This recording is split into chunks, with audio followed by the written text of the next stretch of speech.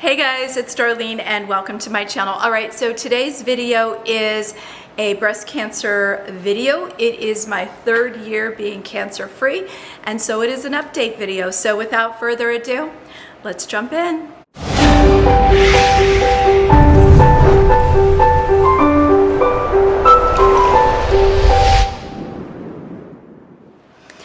So I know it's probably been a year. I think that the last video I did was probably in my 2-year mark and my 2-year anniversary. So today marks my 3-year anniversary of being cancer free. A lot of people use their anniversary date differently. So some is the day they were diagnosed. In my case, it's the day I had surgery and the cancer was removed. To me, that was my anniversary. 3 years ago today, that was when I had my surgery. For those of you that are new here, I do have a playlist that from beginning to end, from the emotional to the physical, from the positives to the negatives. I'm not sure there's a lot of positives, but they're in there. To having the mastectomy, to having the prosthesis, to the complications, it's all in a playlist that you can find, and I will list in the description box for you if you are so inclined to watch them. Let me just do a little background and then we'll jump into where I am 3 years later. I'm a very preventative, proactive girl. I was in the medical field for many years. I did preventative imaging. So for me, I did my skin cancer checks, my well woman checks, my mammograms on a yearly basis. For the first time when I did my mammogram, it was coming up. I usually do it around my birthday. I was a month or two behind. For the first time, our insurance paid for a 3D mammogram. So I did that mammogram, not thinking anything of it. I've been having them since I am 55. I was diagnosed 3 years ago, which would mean I was 52. I've been having mammograms since I was in my 40s. I never mind them. I do never understand the big deal about doing them. It's one of those things, let's do it, right? Anything we can do to catch something early. So if you haven't done your mammogram, this is my PSA, go do your mammogram. It can save your life. It certainly did mine. And I had my mammogram, didn't think anything of it. About a week later, I got a little paper in the mail. Now, had I had a really good doctor, I didn't back then, they would have called me and said, hey, problem. And then we would have moved forward a little faster. But I got the little paper in the mail, and sometimes I'm sure maybe a lot of you have gotten that where they need additional views. So I didn't think anything of it. Again, I was an x-ray tech, CT tech. I didn't think anything of it. Scheduled the appointment. We did more images on this particular side. It was my left side. And then we went in and did the ultrasound. I knew at that point that something wasn't right. And I'm not going to go into the whole backstory because we'd be here forever. And the videos are there for you. I talk about the biopsy. I talk about everything. But basically, at that appointment, the radiologist sat me down and said, we need to do a biopsy. I'm like, okay, well, besides cancer, what is it? Her response was, it's cancer. 98% sure that it was cancer. It's based on the characteristics. Again, because I worked in CT, I did lung scans based on a characteristic of a lung nodule. We could pretty much tell a patient not me, but they could tell a patient whether or not they had cancer. So I knew that she was probably right. So we had to schedule, obviously, the biopsy. In the end, I did have breast cancer. I had, at that point, they thought it was stage 1. Stage 1 invasive ductal carcinoma. Invasive does not mean, I think that word's a little bit scary. Invasive does not mean that it's all over your body or all over your breast. It means that it left the duct. That's what it means. It broke through the duct. So there were multiple options that I had. Again, they're in other videos. I chose a full mastectomy. And I felt complete at peace with it once I went through everything. And surgery was set. We did the mastectomy. They do a biopsy of the breast after the mastectomy, and sure enough, there were 4 other areas that were precancerous that were not seen on the mammogram. So my surgeon said, "You knew something that we did not." No, I did not. God knew something I didn't know. And so I had the mastectomy. I also had multiple complications and ended up with 3 surgeries in 7 weeks. A lot of you know this backstory, some of you do not.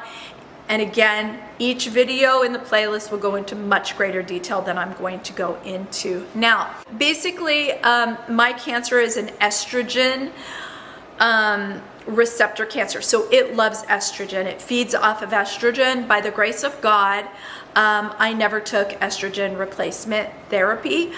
My OBGYN at the time, years before, had said, you know, this will help with hot flash, menopause, right? Hot flashes and lack of sleep, and I never took it.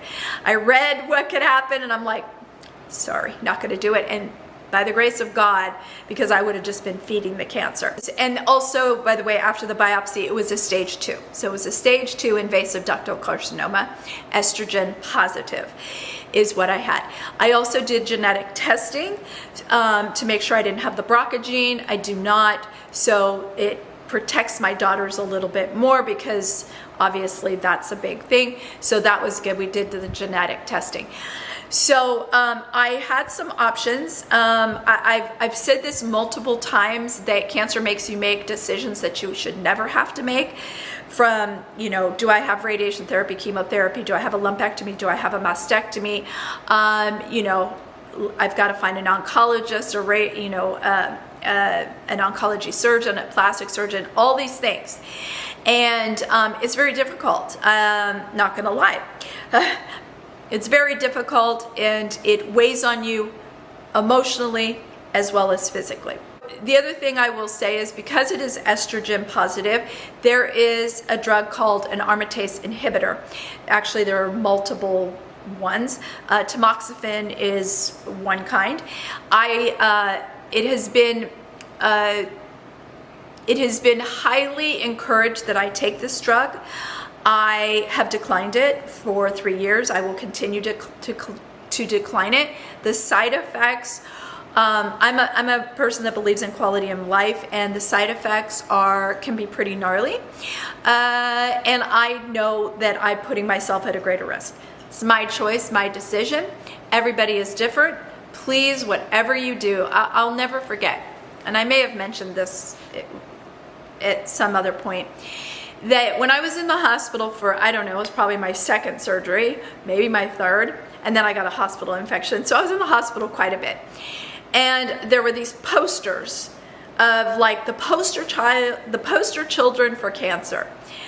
Breast cancer, went back to work in a week. You know, thyroid, and my husband said to me one time, well, why can't you be like that? And I'm like, not a thing to say. So here's what I always say to you is your journey is your journey. How you feel about certain things is the way you feel about them. So don't ever look at me or my journey or someone else's journey and say, oh, I should be back to work, or I should have more energy, or I shouldn't care that I don't have a breast, or I should do this or this. No, you feel the way you feel. Because it's your journey and it's individual. Just because we could have the exact same breast cancer and it's going to affect us completely different. We're unique individuals. Look at your journey as your journey, no one else's. And I'll kind of leave it there. So I find those posters to not be inspirational at all. I find them to be actually untruthful, because truly, had my physicians been completely honest with me, 1 in 3 mastectomies will result in a complication. I didn't find that in the brochure. That's for sure. So, you know, let's not paint the pretty picture. Let's actually paint the real picture, in my opinion.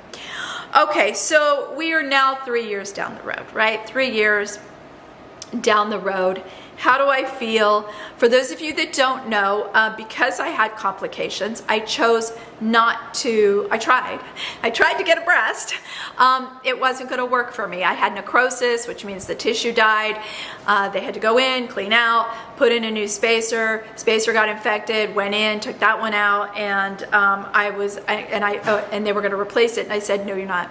3 surgeries, 7 weeks, you're not replacing. My body doesn't want it. I don't care. Breast doesn't make a woman. By the way, a breast does not make a woman. Breasts are just breasts. They're meant to feed children, and if you don't have children, then they're just there for decorative purposes. But whether you have them or not does not make you more or less feminine, in my opinion. And I think my opinion is correct. So I did not. I do not have a breast to this day. I go in and I'll see my oncologist. I lived in Texas up until 6 months ago, and every time I would go in, are you gonna change your mind? Have you had sex? No, like, no. I'm not sure how many ways I can say no. I am not going to change my mind. I am not ever going to have plastic surgery. Hopefully I will never have to have a surgery of any kind ever again. Please. So so now fast forward, let's talk. So I did move to Connecticut, which means I had this beautiful, wonderful team of doctors that now I had to replace, because I also had thyroid cancer in 2011. So I am now blessed to have found a wonderful primary care, a wonderful endocrinologist, a wonderful oncologist, and an oncology surgeon. I've got my team, all female and all wonderful. Love it. So the team's been set. That took, a lot of weight off. And I recently had my mammogram. I think it was about 6 weeks ago, maybe 2 months ago. Clean bill of health. Yay. So everything looks great. Blood work looks great. Thyroid's a little off, but that has nothing to do with the breast cancer. Looks wonderful. How do I feel about, to this day, not having a breast, right? I don't care. Now, I mean, let me be truthful. It's swimsuit season, stuff like that. I'm getting ready to do a swimsuit haul for y'all. And do I wish I had my other breast? Well, yeah. I mean, it's not like I don't miss it, but I don't sit there. I don't look at myself in the mirror. It's like I have this scar here from my thyroid surgery. I don't even see this. Believe it or not, I don't see this at all either. I just don't. It's just part of me, It just is. So I really don't see it. The only thing that sometimes annoys me is, because I do love fashion, that I have to be careful about, this is a great neckline, but if it went any lower, I wouldn't be able to wear this dress. So in that regard, it's aggravating and no, that's not even the right word. Aggravating is too big of a word. It's irritating, just because I love fashion. But as far as how I look at myself, do I feel like I look ugly or anything like that? No, absolutely not. It's just like any other scar on my body. In fact, I think of it as a battle scar, and I beat the battle. I won the battle. So it's 3 years, and I so far have won the battle. I put something on Instagram that I can say F you to cancer right now.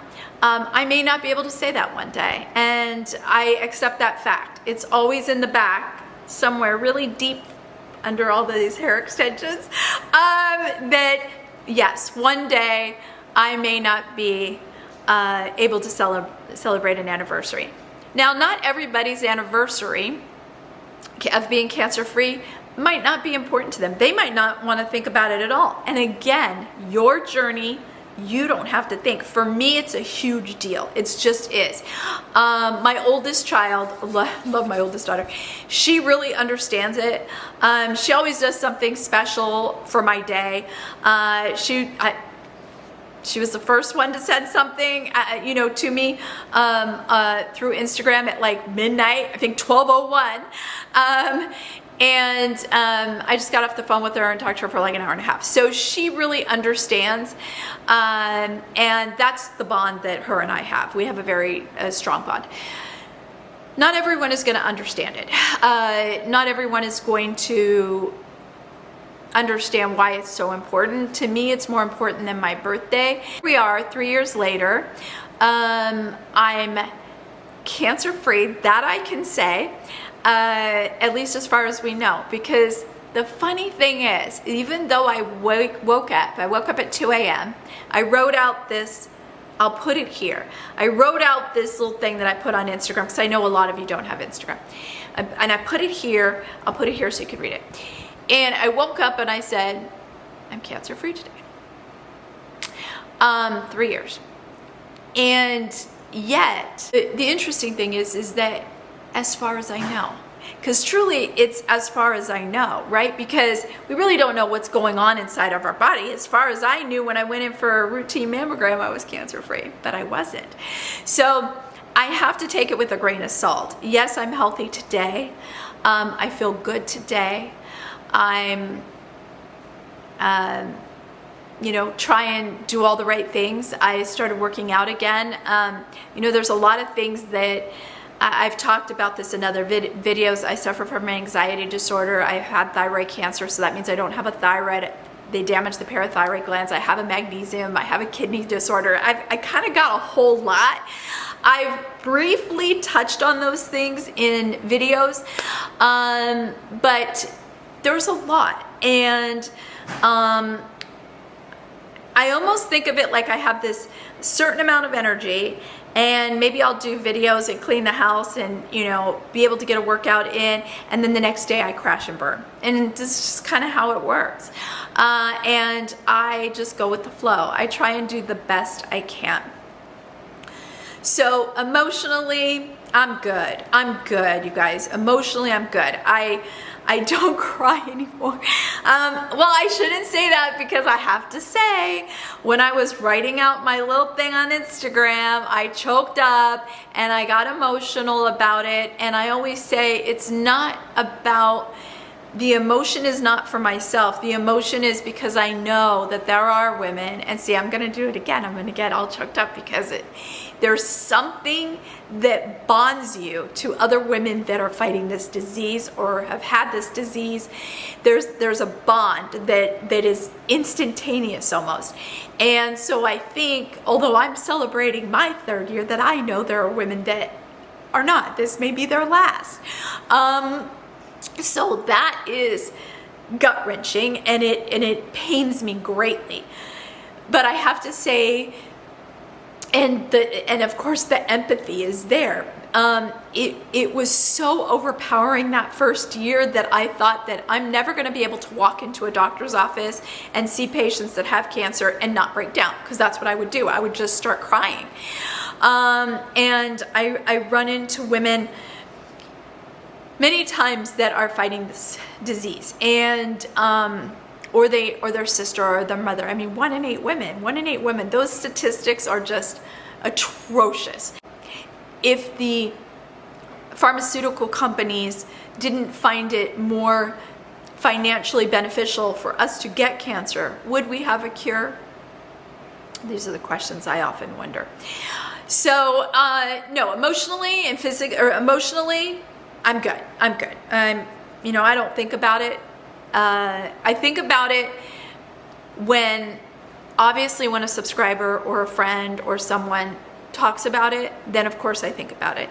I think about it during Breast Cancer Awareness Month, and I think about it on my anniversary. So for those of you that may not know, for pretty much any cancer, they have this like 5-year mark, right? You make it to 5 years, your risk drops and so on, right? So it's like this 5-year mark. Well, interestingly enough, this is 3 years, right? So I'm more than halfway there. And I would presume the closer I get, the more nervous I will become. That doesn't mean that at year 6 I can't get cancer again. Yeah, of course. Or 10 years from now, or 20 years, or never. I don't know. I'm not in control. I leave it to a much higher power than myself, because I cannot control. I can keep myself as healthy as possible. More importantly, I follow up with my physicians as scheduled, regularly. I've had so much blood taken from me since I moved here. It's insane. I'm running, well, I have no more veins. The big, nice antecubital veins, you know, these ones in here. Yeah, those have been gone for a long time. We're using little tiny ones now, and this one's looking really sad, and I have to get blood work. I have to give blood work again for my thyroid this time on Wednesday. You will see this, by the way. So this is Sunday the 24th. So you will see this a couple days later. So that 5-year mark, I think it's sort of like my first mammogram after having breast cancer. I thought I was gonna like crawl out of my skin. I was just literally gonna crawl out of my skin. It was just so painful to wait, because you actually wait. In my case, having a mastectomy, you wait, and they show the radiologist right then and there, and then if they need additional views or whatever, then stuff it happens right then and there. There is no sending home and waiting, which, you know, waiting, that first mammogram, that was tough, y'all. That was really tough. Now I've had my third, and just recently, and I wasn't as nervous, so that's good. Right? It's good. But yeah, that 5-year mark just kind of sits there, you know, just floating in the air somewhere. And you know, I don't think about it every day. I don't think about it really hardly at all, except when I'm now celebrating a 3rd year. I'm like, oh, okay, 2 more to go. 2 more to go. You can do it. I don't know. I'm gonna do my best, that's for sure. But it's always with me, of course. But it doesn't consume my life. And I think that's the important thing, is that you, at your own pace, whenever it happens, there will be a day where it will not consume your life. I cannot tell you when that's going to be. I can't even tell you when it stopped consuming mine, when I didn't think about it every single day. I don't know when that happened, but I can say for certainty with this past year that it didn't consume my life. And that's a good feeling.